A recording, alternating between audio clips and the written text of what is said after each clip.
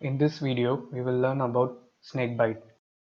India became the first country to formally approve National Snakebite Protocol, which include both treatment and first aid.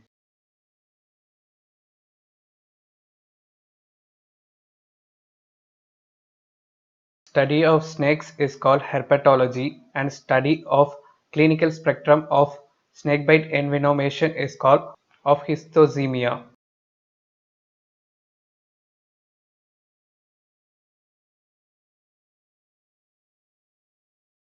In India, there are about 216 species of snakes, of which 52 species are poisonous.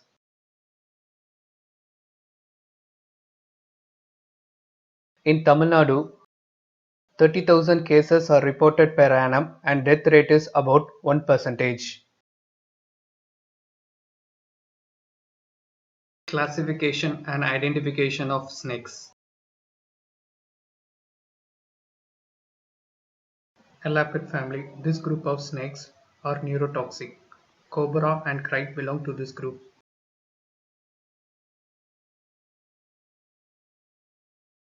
Cobra can be identified by its hood with spectacle mark, but infant snakes do not have this hood.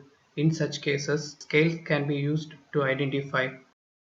The scales are loosely packed and it looks like wheat grain. Another identification is third supralabial touches both eye and nostril. Fatal dose is 12 mg of dried venom. Fatal period is half an hour to 6 hours. Clinical features is characterized by profound local envenomation with neurotoxicity. Common kite bite also causes neurotoxicity. Common kite can be identified by black or steel blue body with white stripes which are paired and dorsal row of hexagonal scales. Fourth labial is largest. Fatal dose is 6 mg of dried venom. The clinical features is no local features with neurotoxicity. Next group is Viperidae. This group of snakes are hemotoxic. This group include saw-scale viper and Russell viper. Russell viper can be identified by triangular head with a narrow neck, 3 rows of diamond-shaped marks on the back, and the fatal dose of dried venom is 15 mg. Fatal period is 1 or 2 days. Important thing to notice, Russell viper can also manifest neurotoxicity. Saw-scale viper is also hemotoxic. It can be identified by wavy white lines on each flanks of the back with a diamond-shaped area between these two lines. And its scales are rough. Renal failure is less common. Next group is Crotalidae. This group of snakes also hemotoxic. This group include rattlesnake and pit vipers. Rattlesnake can be easily identified by its rattle present at the tip of the tail. Pit viper can be identified by a pit located between nostril and eye. Next group is Hydrophidae. This group of snakes are myotoxic. Sea snakes are included in this group.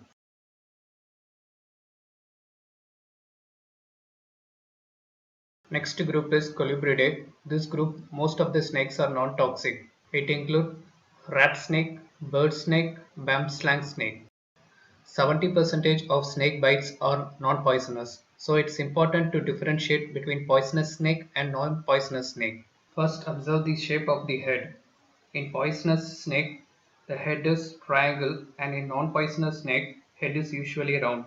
Scale in the head of poisonous snake are small, and in non-poisonous snake, the scales are large. Most of the time, the snake brought for identification, the head will be crushed. In such cases, look for the belly scales. In poisonous snake, belly scales are large, and in non-poisonous snake, the belly scales are small.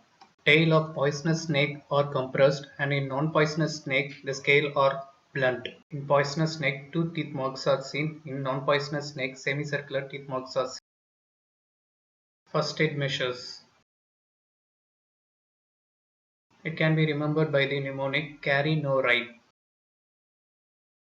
Carry. Don't allow the patient to walk. No tourniquet. Tourniquet increase the risk of ischemia and necrosis of the limb. Important first aid that has to be given first is reassurance. Reassure the patient that 70% of snake bites are non-poisonous. Then immobilize the limb. Immobilize the limb in the same way as a fractured limb. Bandage cloth or cloth to hold the splint can be used, but do not block the blood supply. Get the victim to hospital quickly. Traditional method to be avoided. Traditional methods like sucking and cutting the wound, burning the wound. Avoid applying plant irritant or drinking herbal medicines. Most of the time patient will be presenting with the tourniquet tied in the bitten limb. How to handle the tourniquet? Sudden removal of tourniquet can lead to massive surge of venom, which can lead to neurological paralysis or sudden hypotension. Before removal of tourniquet, test the presence of pulse distal to the tourniquet.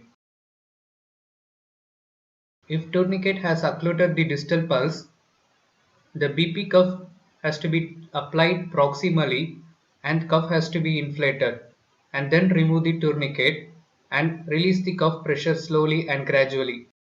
If a patient comes with a history of snake bite, what are the things we have to ask for? Ask for the description of the snake. If the victim has brought the snake, identify the species of the snake. Ask for the time of bite and determine the time elapsed since snake bite. Most of the poisonous snake has nocturnal habitat. Also ask the place at which the bite occurs, either inside the home or outside the house. Also ask for details of any traditional medicine or household medicine taken because it may cause confusing symptoms. Ask for various signs and symptoms of snake bite.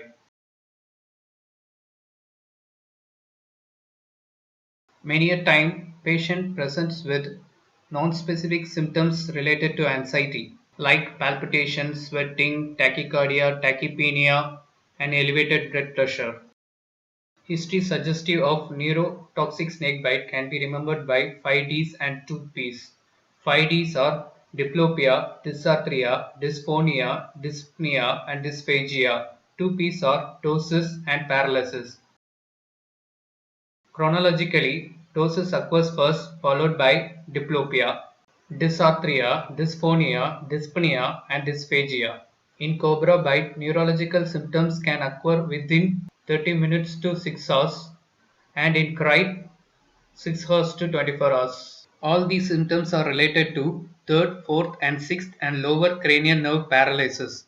Finally, paralysis of intercostal and skeletal muscle occur in descending manner. History suggestive of hemotoxic snakebite.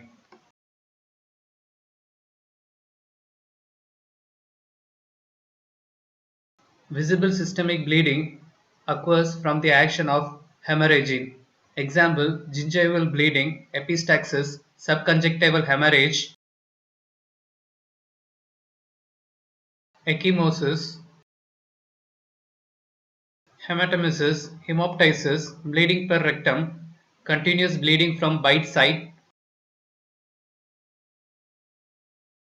History suggestive of complications of snakebite. Acute abdominal tenderness may suggest gastrointestinal or retroperitoneal bleeding. Lateralizing neurological symptoms indicate intracranial bleeding.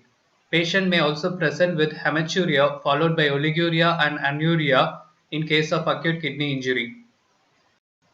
So far we have seen the history. Now we will move on to clinical examination.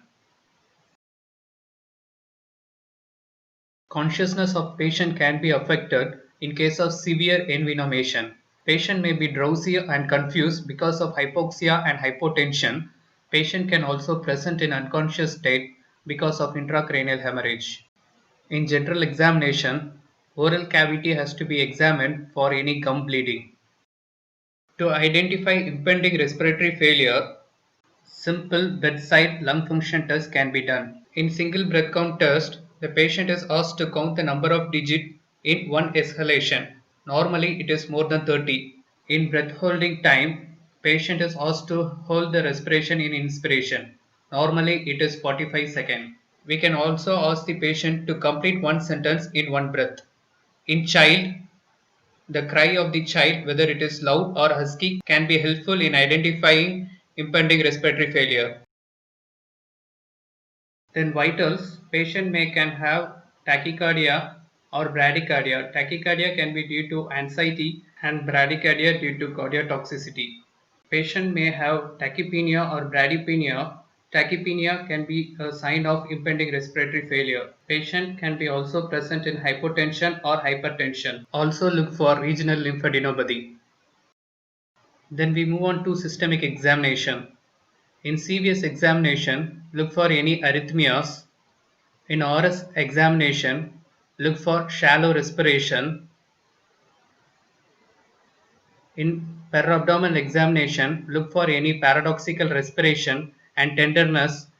Tenderness can be present in case of internal bleeding. In CNS examination, look for ptosis, pupillary reaction, deep tendon reflux, muscular weakness, and neck holding test. Bilateral, dilated, and poorly or non-reacting pupil is not the sign of brain death in case of elapid envenomation.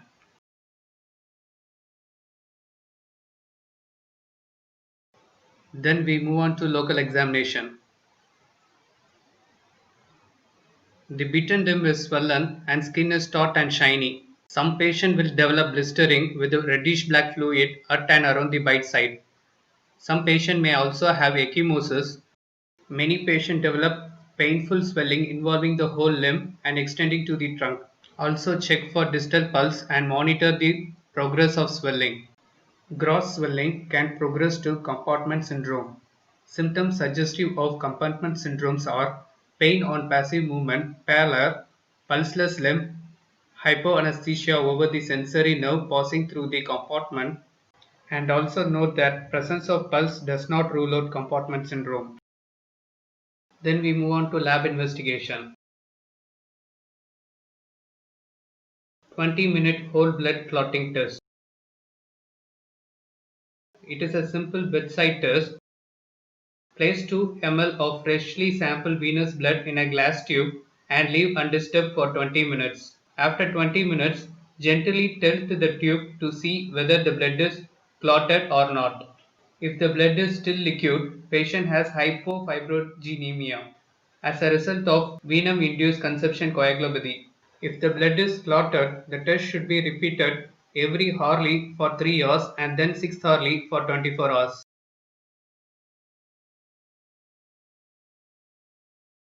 Hemogram. Hemoglobin may show transient elevation due to hemoconcentration. Hemoconcentration because of increased capillary leak, or hemoglobin level may be low due to hemolysis. Blood picture may show neutrophilic leukocytosis, which signifies systemic absorption of venom. Thrombocytopenia can be seen in DIC and may be a feature of hyperenvenomation.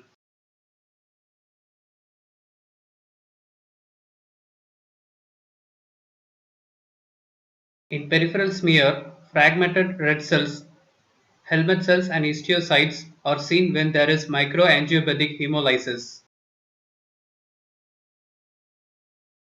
Blood biochemistry. Serum urea and serum creatinine is necessary to rule out acute kidney injury. Serum creatinine phosphokinase are elevated and it is a marker of severe muscle damage. Raised amylase suggests pancreatic injury. Coagulation profile. Prothrombin time and activated partial prothrombin time are prolonged in Viper Bright. Coagulation profile should be repeated 6th hourly if abnormal. Fibrinogen and FDPs.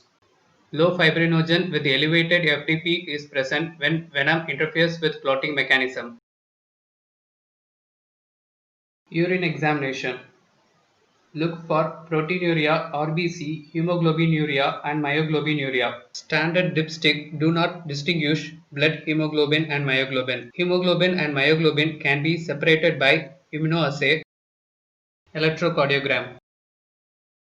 ECG shows non-specific changes such as bradycardia and atrioventricular block with ST changes.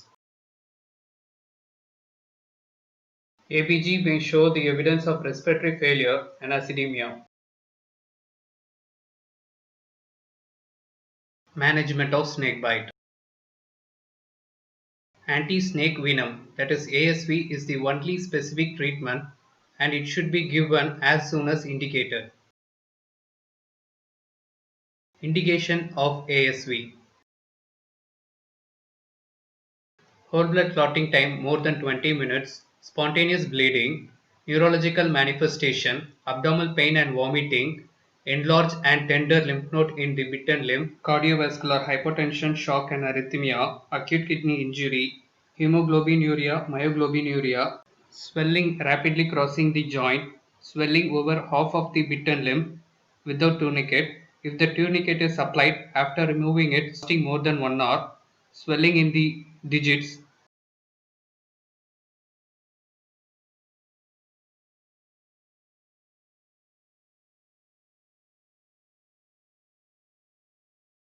contraindications. There is no absolute contraindication for ASV.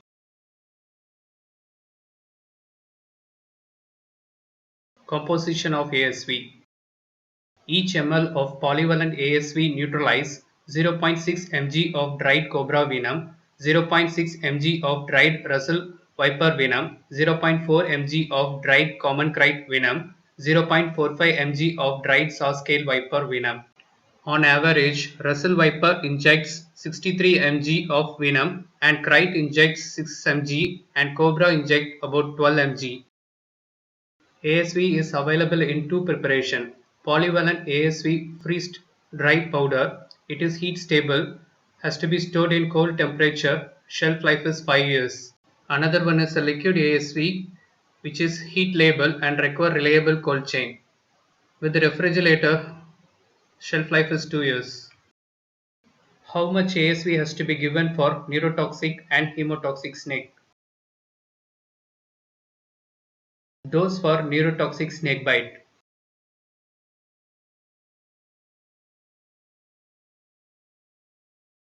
10 vials of ASV as infusion over 30 minutes. If no improvement within first hour, second dose of ASV of 10 vials can be given. Maximum ASV in neurotoxic snake bite is 20 vials. Dose of ASV in hemotoxic snake bite.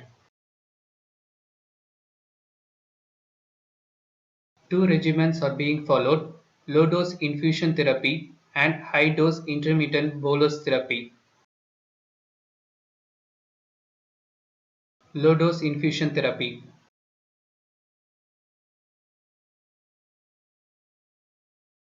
10 vials for Russell Viper or 6 vials for saw scale viper as a start infusion over 30 minutes, followed by 2 vials every 6 hours as infusion in 100 ml NS till the clotting time normalize or for 3 days, whichever is earlier.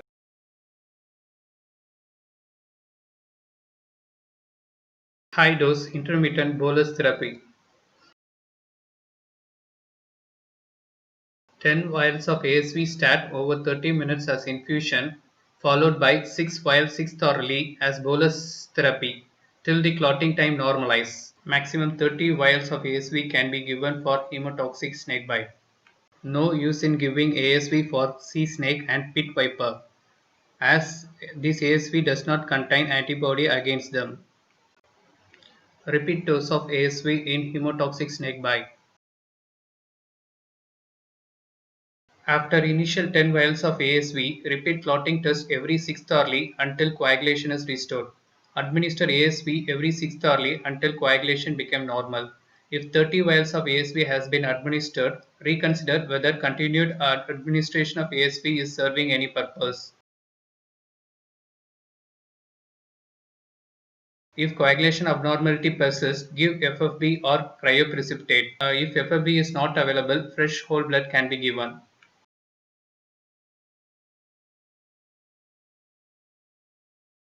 Repeat dose of ASV in neurotoxic snakebite.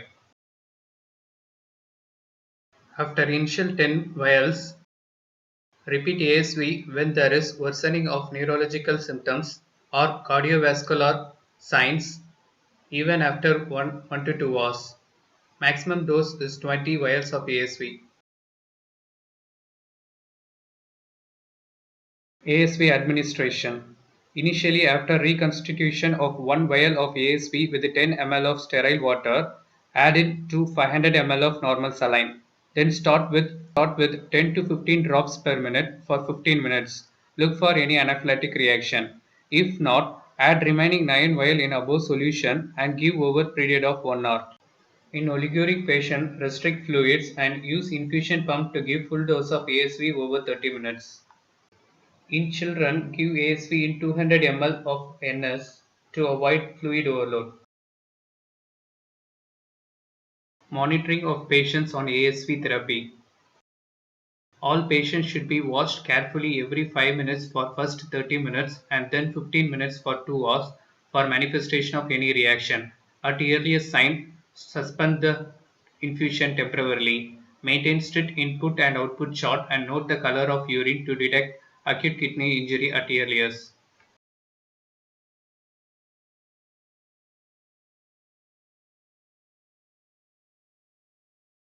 ASV reaction can be a early anaphylactic type reaction or late serum sickness type reaction. Early anaphylactic reaction occurs within 10 to 180 minutes of start of therapy. It is characterized by itching, urticaria, dry cough, nausea, vomiting, abdominal colic, diarrhea, tachycardia, and fever. Late, that is, serum sickness type reaction. It develops 1 to 12 days after the treatment. Clinical features include fever, nausea, vomiting, diarrhea, itching, recurrent urticaria, arthralgia, myalgia, lymphadenopathy, immune complex nephritis, and rarely encephalopathy.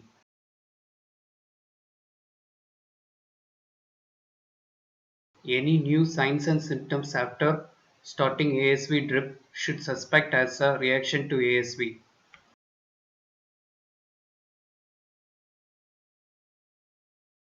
Treatment of early ASV reaction. As soon as the patient develops reaction, stop the ASV immediately, give nasal O2, start fresh IV normal saline infusion, administer adrenaline 0.5 mg, that is 0.5 ml d per m. In children, doses 0.01 mg per kg per body weight.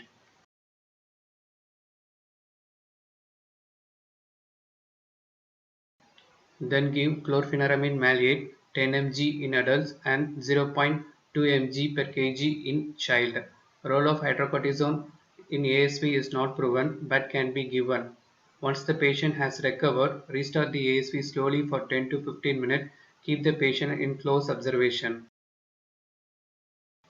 Treatment of late reaction. Injection chlorpheniramine 2 mg in adult and in child 0.25 mg per kg per day 6th hourly for 5 days. In patient who failed to respond within 24 to 48 hours, a 5 days course of prednisolone 5 mg 6th hourly in adult and 0.7 mg per kg per day in divided dose in child can be given.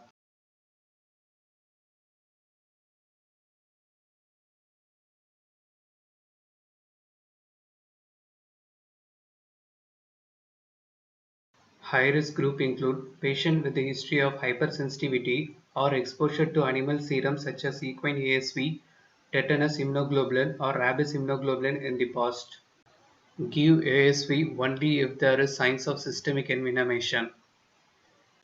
Give injection hydrocortisone 200 mg and chlorpheniramine maleate 22.75 mg prior to administration of ASV. Anaphylaxis is not a contraindication for ASV administration. In case of severe anaphylaxis, desensitization procedure can be done. Pre-medication for desensitization procedure include administration of injection hydrocortisone 100 mg IV and injection adrenaline 0.5 ml, that is 0.5 mg subcutaneously or intramuscularly. Steps for dilution of ASV. Dilute 1 ml of ASV in a vial with 10 ml of saline. Now the total volume is 10 ml and consider this solution as A. Take 1 ml of solution A, add 9 ml of saline. The resultant solution is solution B.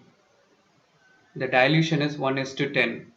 Now from solution B take 1 ml and add 9 ml of saline. The resultant solution is C. The dilution is 1:100. From solution C take 1 ml and dilute with 9 ml of normal saline.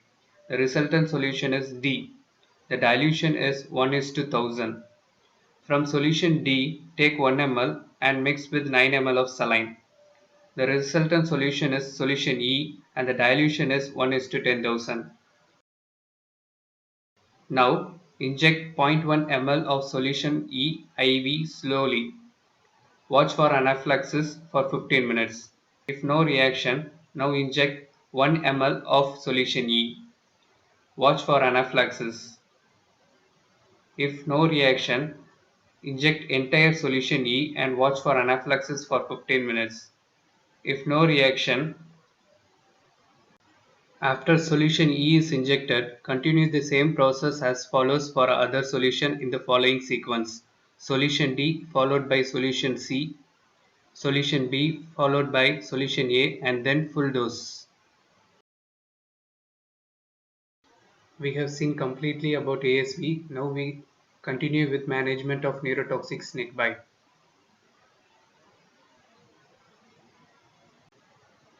Anti-snake venom treatment alone can't be relied upon to save the life of the patient with bulbar and respiratory paralysis.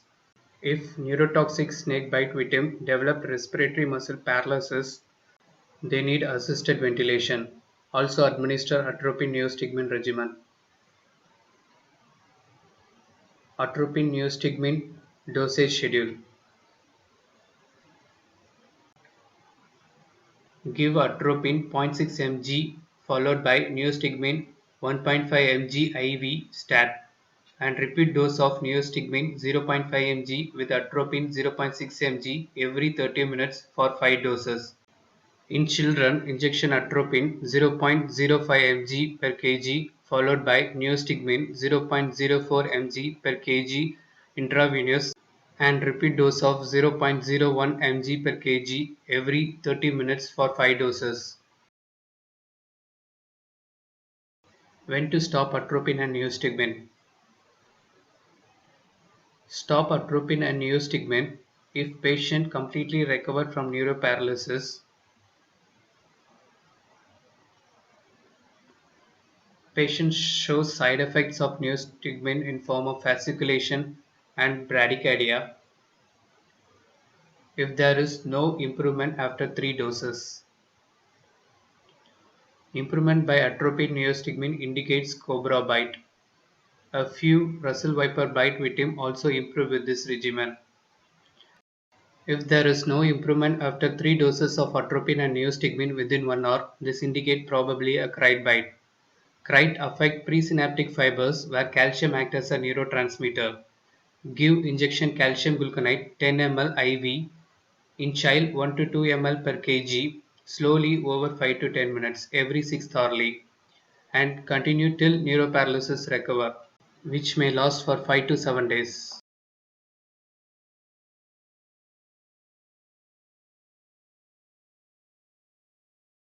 Let's discuss some special situations. Snakebite in pregnant, lactating women and children should be treated as the same way. Patient who arrives later after some days in hemotoxic envenomation, do 20 minutes whole blood clotting time. If abnormal, give ASV. Arriving late with the neurotoxicity, give ASV and give ventilatory support. Snakebite again, treat as a new case. In intracranial bleed, at least give 25 wires before surgery.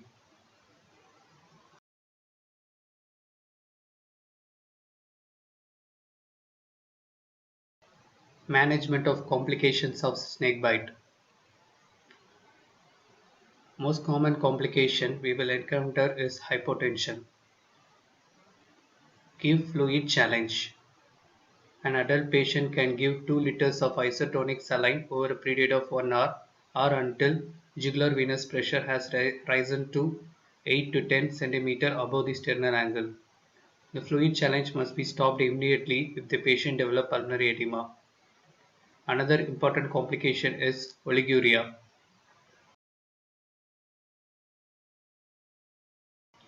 If the patient has oliguria, give a trial of forced alkaline diuresis within first 24 hours of bite to avoid pigment nephropathy leading to acute tubular necrosis. Delayed FAD has no role. Forced alkaline diuresis.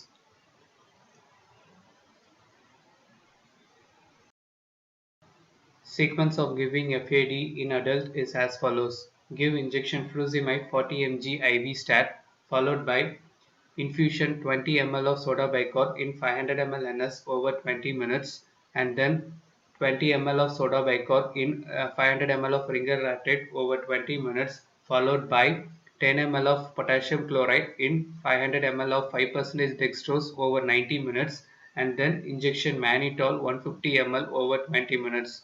Whole cycle complete in 2.5 hours and urine output of 3 ml per minute is expected. Another way of giving FAD is infusion 500 ml of normal saline over 1 hour followed by 400 ml of 5% dextrose with 100 ml of soda bicarb over 1 hour followed by 500 ml of normal saline with 10 milliequivalents of potassium chloride over 1 hour. If the urine output is less than 100 ml per hour, give injection Lasix 20 mg IV stat. Management of AKI. AKI are common in viper bite. Indications for dialysis are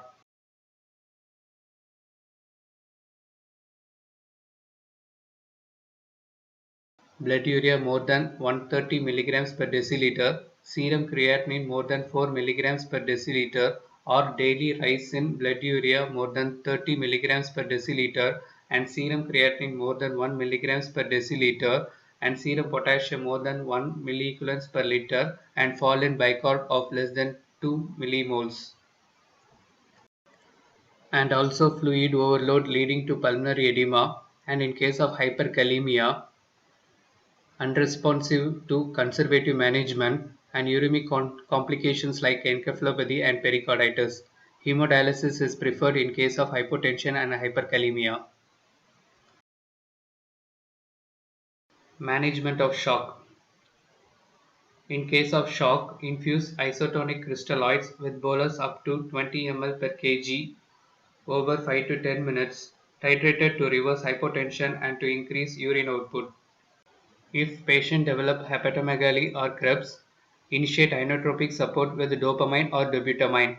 In sepsis, noradrenaline is inotrope of choice. Treat patient with hypotension associated with bradycardia with atropine.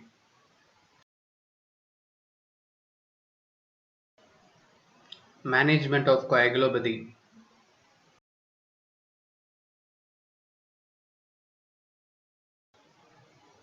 In case of prolonged PT and APTT, administered FFP infusion. Associated low platelet count indicate consumptive coagulopathy and disseminated intravascular coagulation. To confirm, fibrinogen and FDP level should be estimated. Bleeding leads to anemia and PCV of 30 must be maintained. Do serial PCV monitoring every 6 hours.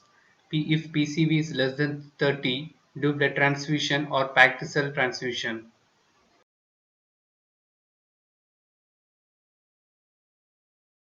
Management of severe local envenomation. Local necrosis, compartmental syndrome, and even thrombosis of major vessel can occur. Surgical intervention may be needed, but risk of surgery in patients with consumption coagulopathy, thrombocytopenia, and enhanced fibrinolysis must be balanced. Give prophylactic antibiotic for treatment of cellulitis after completion of 10 vials of ASV. Give injection amoxicillin plus clavulanic acid 1.2 grams IV thrice daily for 7 days, then switch to oral therapy. Tab amoxiclav 625 mg 3 times a day for 3 to 7 days. In children, the dose is 100 mg per kg per day in 3 divided doses intravenously, and for oral therapy, the dose is 50 mg per kg per day in 3 divided doses. For anaerobic coverage, injection metronidazole 400 mg IV thrice daily for 7 days, and in children 30 mg per kg per day in 4 divided doses. Alternatively, injection ceftriaxone 1 gram IV twice daily, and in children the dose is 100 mg per kg per day in 2 divided doses for 7 days. Recovery phase and observation of response to adequate dose of ASV. Nausea, headache, and generalized ache may disappear very quickly. Spontaneous bleeding stops within 15 to 30 minutes. Normalization of blood pressure occurs 30 to 60 minutes. Active hemolysis and rhabdomyolysis may cease within few hours, and urine returns to its normal color.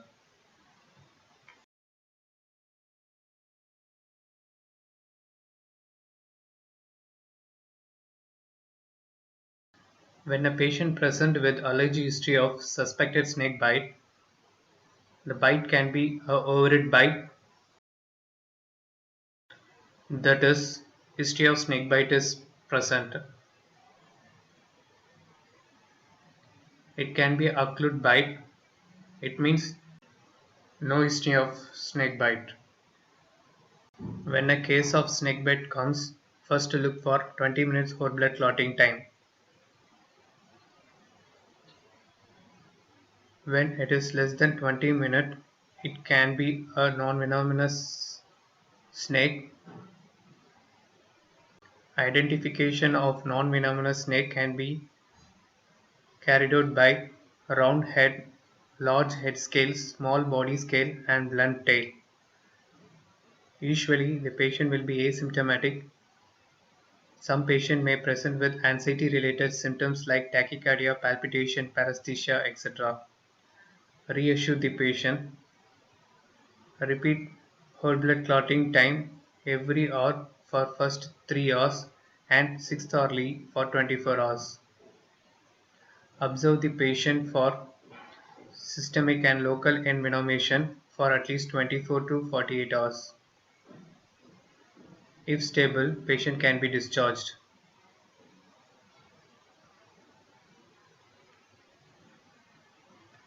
When whole blood clotting time is more than 20 minutes, it could be a venomous snake. Venomous snake can be identified by triangular head, small head scale, large scale in the belly, and compressed tail. Venomous snake can also present asymptomatically because of dry bite. In such cases, whole blood clotting time is less than 20 minutes.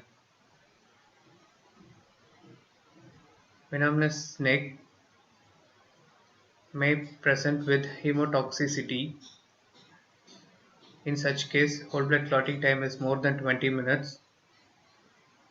It present with bleeding, DIC, shock, acute kidney injury, and progressive painful swelling. Usually Russell Viper and Saw scale viper cause hemotoxicity. Treatment of hemotoxic snakebite: 10 vials of ASV is given as start dose as infusion. 6 hours later, repeat whole blood clotting time. If it is more than 20 minutes, give 6 vials of ASV. Again repeat whole blood clotting time after 6 hours.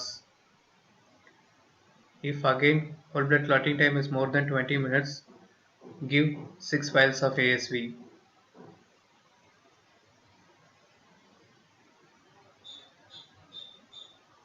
Similarly, 6 vials 6 hourly till clotting time become normalized. Maximum 30 vials can be given for hemotoxic snakebite. Neurotoxic snakebite. It presents with 5D and 2Ps. Cobra and kite causes neurotoxic snakebite. Treatment include 10 vials of ASV,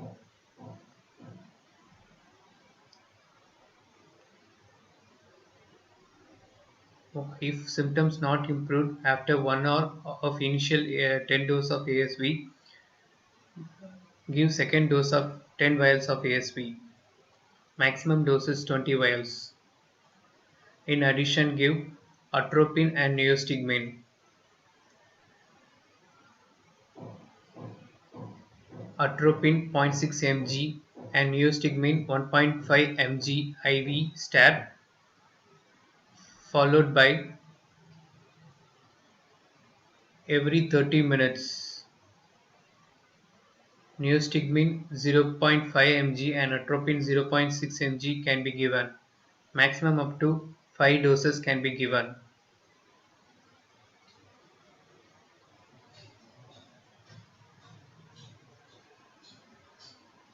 Myotoxic snakebite. It presents with muscle ache, rhabdomyolysis, and treatment is supportive treatment.